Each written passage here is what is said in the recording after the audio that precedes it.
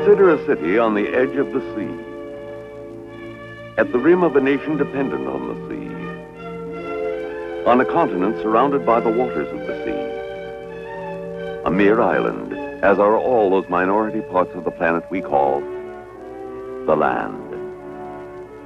From here, at nation's end, see the unending sea as a kind of symbolic road to distant responsibilities, distant friends and enemies, resources we must have to survive, let alone prosper.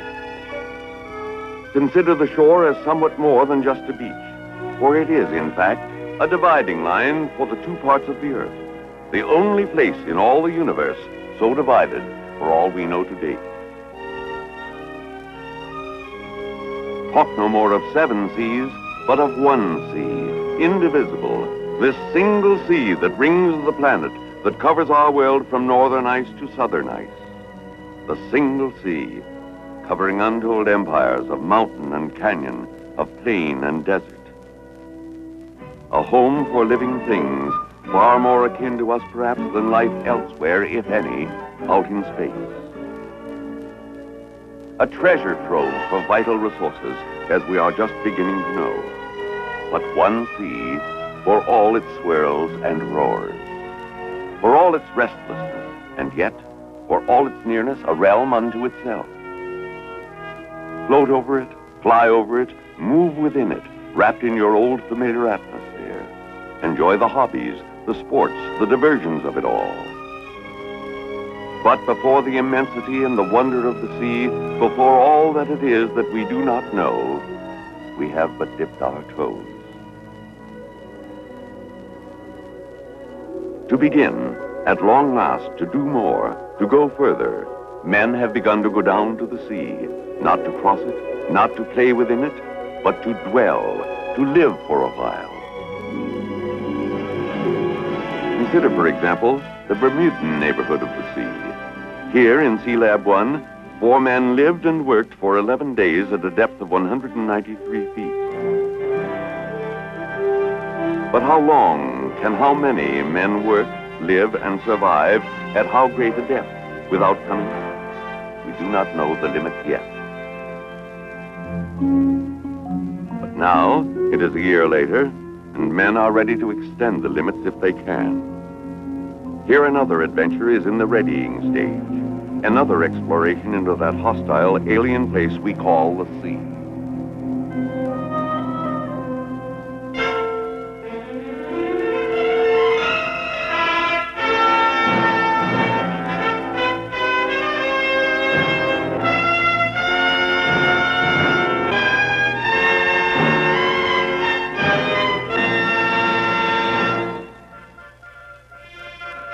Here, within the sovereign waters of our America, the political frontier is but 3 miles from the shore. But the intellectual frontier is only a few feet below the waves. For we know so little about so much of our planet, which is the sea. This unknown empire that begins before our very eyes on every shore.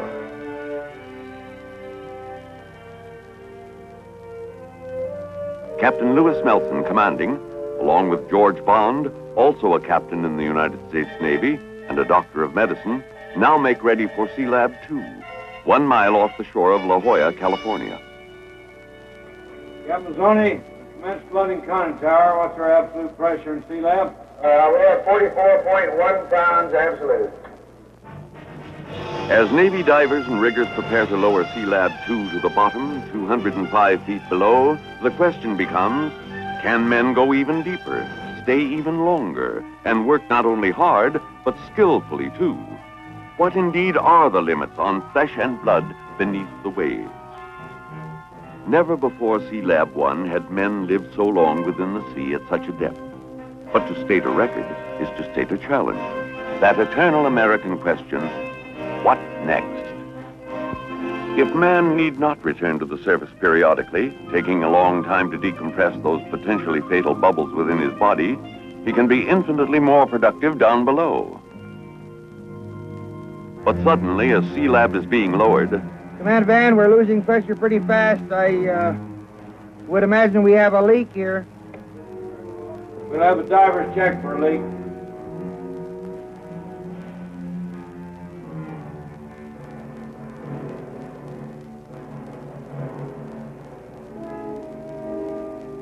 This was an unconventional kind of leak where the helium atmosphere inside the Sealab was being forced by its own pressure to escape. Capizoni, divers report leaks at all port vents.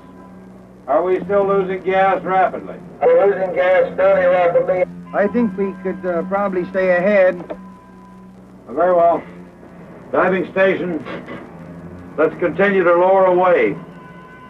We can't stop. I repeat, we can't stop at 60 foot for check. We're losing gas. We have only 8,000 cubic feet of helium to get to the bottom. We must continue to lower away. It became a race. Get Sealab to the bottom right now, where the approximately equal pressures would keep the water out, the vital gases in. And so, 205 feet down, Capizoni, Sealab on the bottom. The pressure is holding at about 102 pounds. Absolute. Very well. the personnel transfer capsule, or PTC, goes down first. In case anything goes wrong in the Sealab capsule, the PTC, kept at the same pressure as the Sealab itself, will be the one refuge for the men. It will also be their elevator for the ride back to the surface when their stay is over 15 days later. Two other 10-man teams will follow this one, each to remain 15 days, excepting Scott Carpenter, however. The astronaut, who is to become an aquanaut, will remain below 30 consecutive days. Among the 10 men are a doctor, an engineer, and 2 oceanographers. Master Diver Price and Captain Walter Mazzoni, in charge of physiological and atmospheric control, witness the departure. The first team is to get the Sealab habitat operating, to explore the sea around it, to study marine life and the flow and temperature of the water, and to be in themselves human experiments in the physiology of man as he exists and labors within the sea. Down here, you can pay stiff prices for what would be small mistakes on the land or near the surface. While Wilbur Eaton rigged a lifeline to a Sealab, Commander Scott Carpenter, the team leader, enters through an open interface of water, held at bay by the equal pressures within the capsule.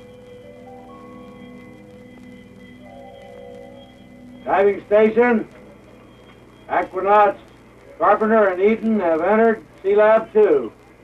Aye, Command Van. The second aquanauts are getting dressed and will be ready in about 5 minutes. And so, toward the end of August, the 45-day Sealab II experiment begins. The men go down into an opaque and murky bit of the ocean, far more typical of the ocean as a whole than those crystalline, technicolored deeps off Bermuda. Down they go, accompanied always, never alone. In deep-sea diving, you owe your life, sooner or later, to the buddy system. Inside Sealab, you begin your life as an alien to this realm by breathing an atmosphere of 80% helium, 16% nitrogen, and only 4% oxygen. For ordinary air would be a deadly gas mixture at these pressures of 100 pounds per square inch, 7 times those of sea level. It is almost as if you were on another planet, though you are within the territorial waters of the United States. Aquanaut Carpenter exchanges greetings with astronaut Gordon Cooper, orbiting the Earth in Gemini 5. History's first chat between the bottom of the sea and outer space. Hello, Sealab. Good, how you doing, Scott? Good to hear from you down there. I got you, Pluto. You almost fixed you this time. We just got down this afternoon, and we're glad we got a chance to tell you what it means. Imagine now the routine of 45 days beneath the sea, exploring the cold depths where water temperatures range between 48 and 52 degrees, setting out lines to the underwater weather station, mapping the sea bottom, even taking a census of the fish, a kind of sample inventory of a future food supply for the proliferating human race. This offshore region of the ocean is known as the continental shelf, which hugs all the continents, an explorable realm 3 times the size of the United States for seafood and minerals.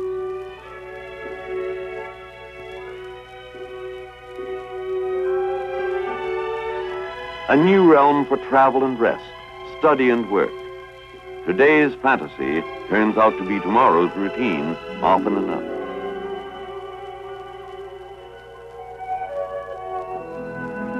Already, if you take the fisheye view, the interlopers are making themselves at home. What is physiological normalcy at 7 times the pressure of the land, breathing a strange gas mixture day after day? Dr. Sonnenberg, medico in residence, attending. Topside, Captains Bond and Mazzoni decide to have a look-see at their charges 205 feet down. Since they will be down only a short time, they will get off easy on the decompressing, stopping every few feet on the way back up in the diving bell. A very cold 73 minutes coming up for the scant 13 minutes they are allowed on the bottom. It turns out that Captains Bond and Mazzoni intend to witness the re-enlistment swearing-in ceremony of Aquanaut Kaufman, proving that officers will sink to any depths to hold on to a good man. If you are a marine biologist, can you imagine a more ideal aquarium than the sea itself, to which you, too, at least for a while, belong?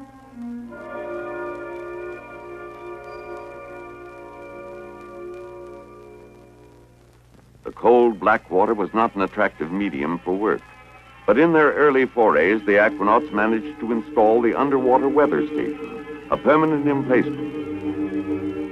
And so, from the shifting sands of the bottomland, from the force and direction of the internal waves, the sea will yield, in good time and bit by bit, a few of its mysteries.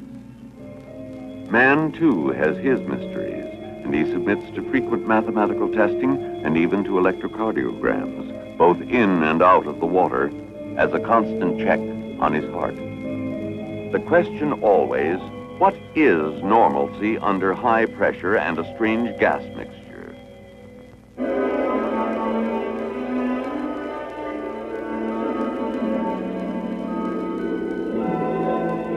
Food, supplies, mail, and newspapers come to you via United States Navy pressure pot, an exclusive service others may imitate, but never quite duplicate.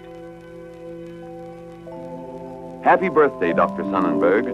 But it was your loving wife who was responsible, not the United States Navy pressure pot express service. Anyhow, you can't strike a match in a helium atmosphere. There just isn't enough oxygen to make it burn. A good place to kick the smoking habit.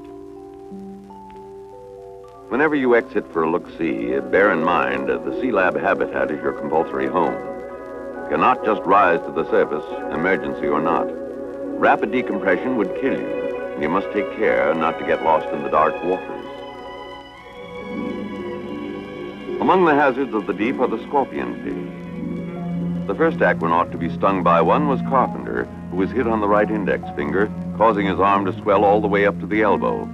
The pain was sharp and intense, but no matter how serious the wound, even if it were potentially fatal, you do not return to the surface. You are now an inhabitant of the sea until you decompress for 30 hours or more.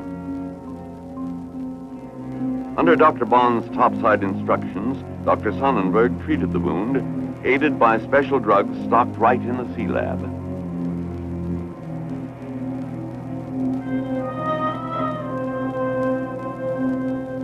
With 3 members of Team 2 already on board, the first team waits to depart, 15 days after sinkdown. It's farewell to Carpenter, who will remain below another 15 days.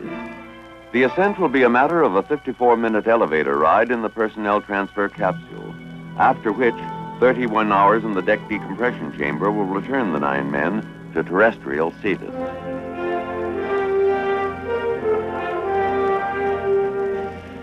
You keep in touch with Topside by electrowriter, and Topside keeps an eye on you, Big Brother-like, with its one-way television monitor, while the rest of Team 2 makes its way down what one of them called the longest 200 feet in the world.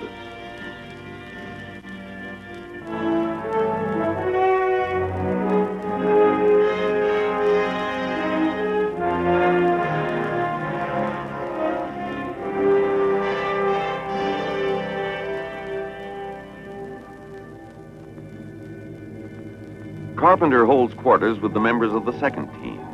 He who had worked with the most sophisticated technology of our age in the prototypical space program contrasted it with the Man in the Sea program, which he called a newly legitimatized child represented by a nucleus of 50 dedicated men working with mail-order equipment in marginal conditions. But it is pioneers like these, members of this new establishment, the Descendancy, who are helping this newly legitimatized child grow up. Today's sonar, cupping its listening ear to the sounds of the deep, will give way to better, more sensitive, longer-range sonar. And the current measurement device is but the progenitor of ocean-wide systems to chart the nature of the waters and the migration of marine life in terms of temperature and current. For all that, man is as a child down here. His basic motor skills cannot be taken for granted, nor can he depend much on his five senses in this cold, murky, top-heavy realm of water.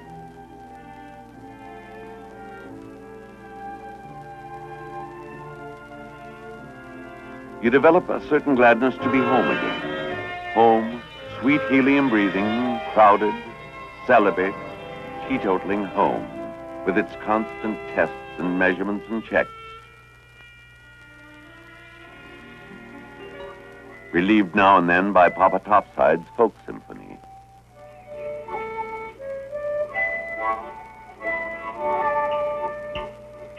How you like that one? Oh, it was very difficult. The Sealab's own symphony comes complete with the curious sound that breathing helium imparts to the human voice.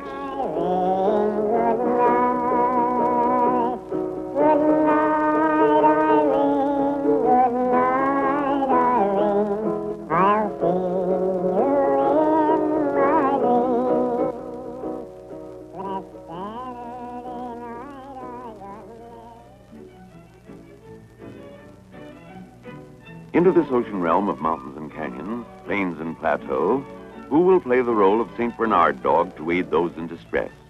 Who learned to come at once to an acoustic signal?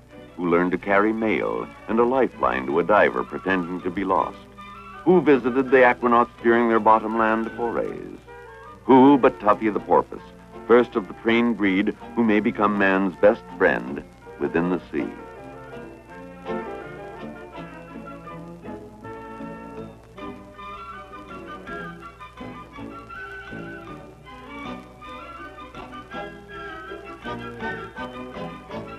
Sunday was normally a day of comparative rest, a day made more meaningful by the Sealab prayer. Safeguarding care in all the many hours of their life under the sea.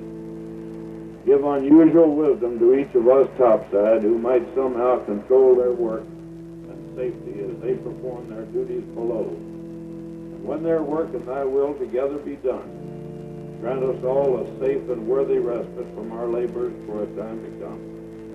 We ask all of this in the name of Jesus Christ our Lord. Amen. Thus did 30 days pass, a methodical and persistent sequence of work inside and outside the habitat, of catch-as-catch-can meals and housekeeping, of human measurement and evaluation under high pressure. Now the second team makes ready to depart, Scott Carpenter along with them, after their span of 15 days, his of 30, into the personnel transfer capsule. And, as medical wisdom has it, 33 hours of decompression on the support vessel in the deck decompression chamber. Decompression is the cross the divers bear. Meanwhile, the third team of 10 men prepares to depart for inner space.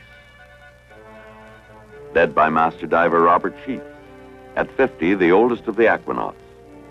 It's getting to be a kind of routine, the almost inevitable destiny of things that seem fantastic at their very outset, whether it be a flight across the ocean or even a man in orbit. To make the far out an everyday affair is, after all, the prime purpose of all our technology. While he decompresses, Commander Carpenter has a phone chat, still in his helium voice, with his commander-in-chief. Big what, sir? Scott, do you read me all right? Yes, sir, Mr. President. Read you loud and clear. How news? Fine. Well, Scott, I'm mighty glad to hear from you. You've convinced me and all the nation that whether you're going up or down, you have the courage and the skill to do a fine job. Well, thank you very much. There were a lot of other people who demonstrated the same kind of courage. It's a great crew out here, and we're all very honored and pleased that you saw fit to call us and let us know that you were interested in what we're doing.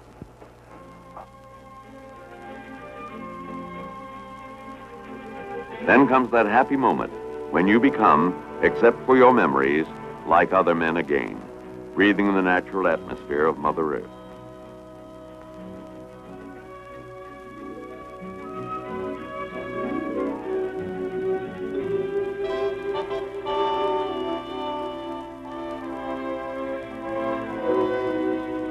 While down below, Dr. Sonnenberg, who has returned for a second 15-day stint, wrestles with that electrically heated diving suit that will permit 3-hour journeys away from Sealab in comparative comfort.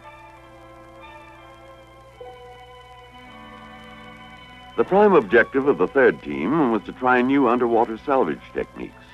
Using a special foam, they raised barrels and an aircraft hulk from the bottom. With special torque-free tools, working on the explosive principle, they attached plates and lifting surfaces to part of a submarine hull. Older tools like the spear and the fishhook can be very useful too. You may not like sashimi, that Japanese delicacy roughly translated as raw fish, but frying is verboten down here. Hydrocarbon smoke doesn't mix well with helium in a delicate man-made atmosphere. This team and Team 2 made excursion dives to the rim of the underwater canyon 266 feet below the surface. Master Diver Sheets, however, went with another man to the 300-foot mark, followed thereafter by other members of the team. Afterward, they dined on plankton, that floating microscopic life of the sea, saying it tasted like nuts. But always, you dive with another man not far away. The brief history of deep diving has proved time after time that the best of divers needs help desperately sooner or later. Equipment can fail, and men can go astray in this pathless world.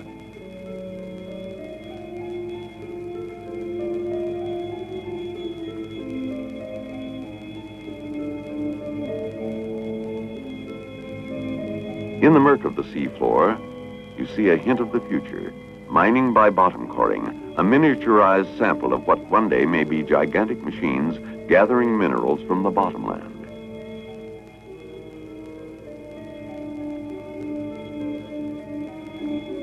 Work to be done, where existence alone is a kind of triumph. Where the aquanauts discovered you could make brief dives 100 feet lower than Sealab and return to it without decompressing. This in itself is a bonus from nature.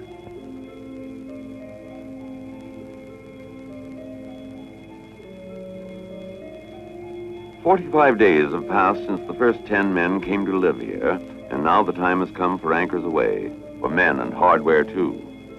And the last swim toward the PTC elevator for the men of Sealab II. Command van, the aquanauts report the lower hatch has been shut and dogged. They are standing by, ready to come up. Very well. Crane operator, this is command van. PTC is ready for liftoff. Lift away.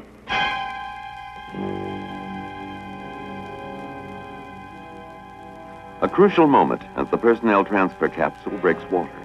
It contains 10 men still under sea bottom pressure who must decompress slowly or die. A faulty valve, a leak, a single mistake of the many that are possible could turn the capsule into a coffin.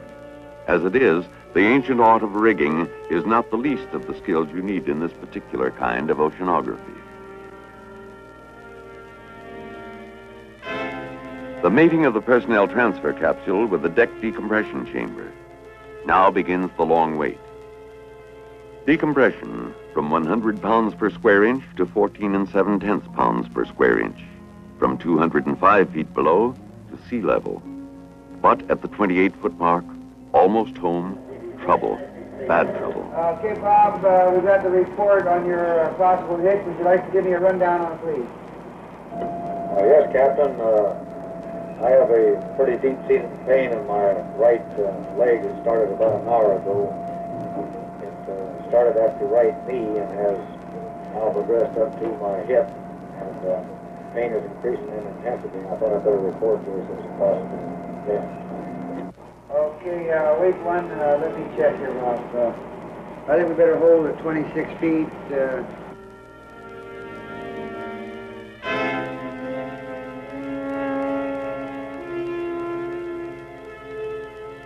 I would recommend that we put 9 people into the outer lock, bring them up, run the corpsman in, and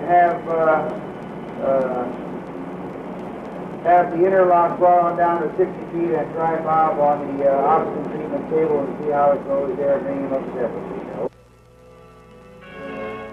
And so, from the outer lock in a quiet, tired moment, after the requisite 35 hours, 9 men emerged from decompression.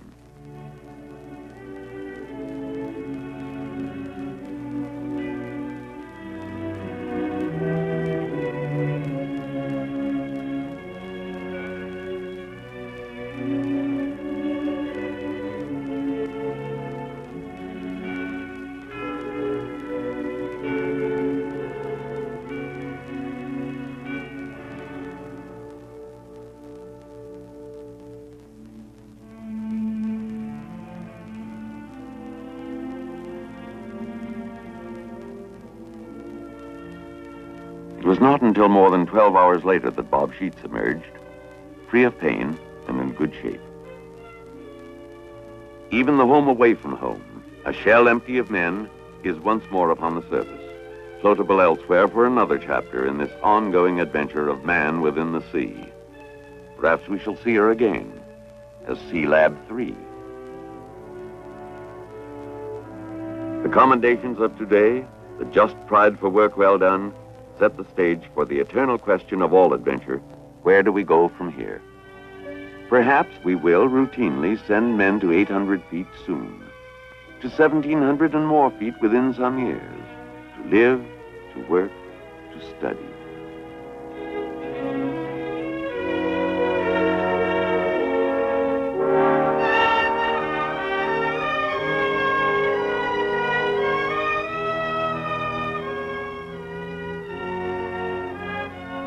A new world.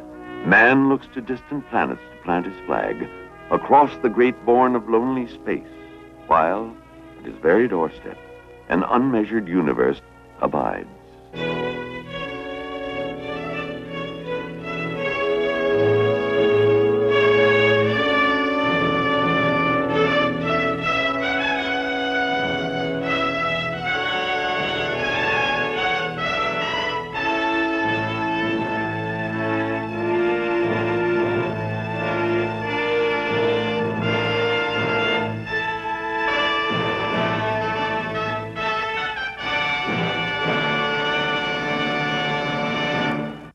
Of La Jolla, California.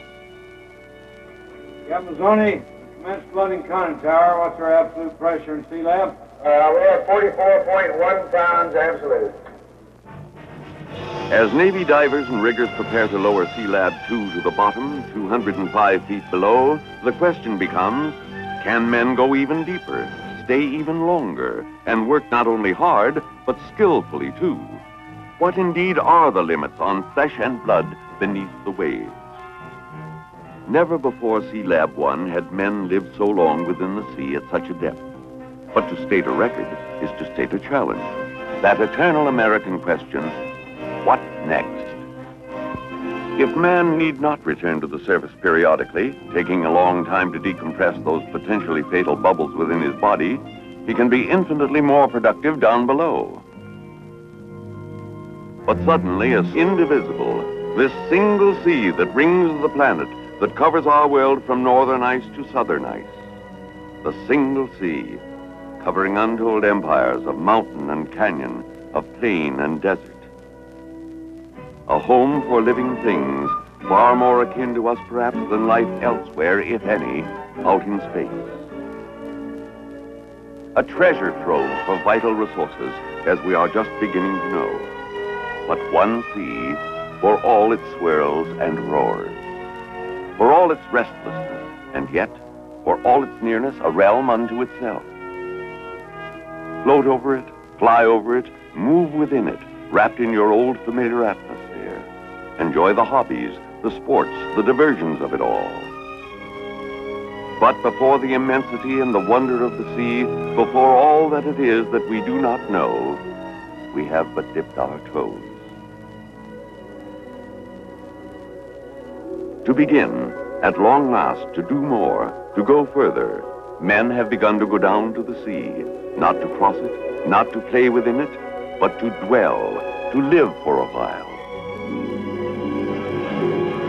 Consider, for example, the Bermudan neighborhood of the sea. Here in Sealab I, 4 men lived and worked for 11 days at a depth of 193 feet. But how long can how many men work, live, and survive at how great a depth without coming up? We do not know the limit yet. But now, it is a year later, and men are ready to extend the limits if they can. Here another adventure is in the readying stage. Another exploration into that hostile, alien place we call the sea.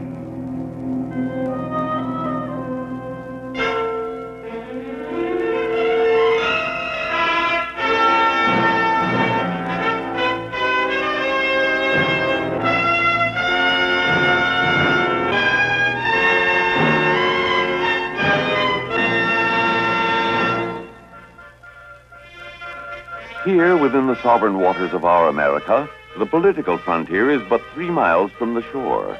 But the intellectual frontier is only a few feet below the waves. For we know so little about so much of our planet, which is the sea. This unknown empire that begins before our very eyes on every shore.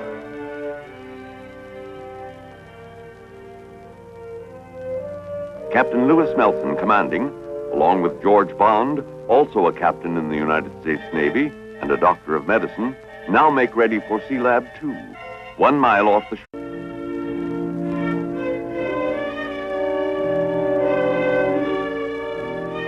Consider a city on the edge of the sea, at the rim of a nation dependent on the sea, on a continent surrounded by the waters of the sea, a mere island, as are all those minority parts of the planet we call the land. From here, at Nation's End, see the unending sea as a kind of symbolic road to distant responsibilities, distant friends and enemies, resources we must have to survive, let alone prosper. Consider the shore as somewhat more than just a beach, for it is, in fact, a dividing line for the 2 parts of the earth, the only place in all the universe so divided for all we know to date. Talk no more of 7 seas, but of 1 sea,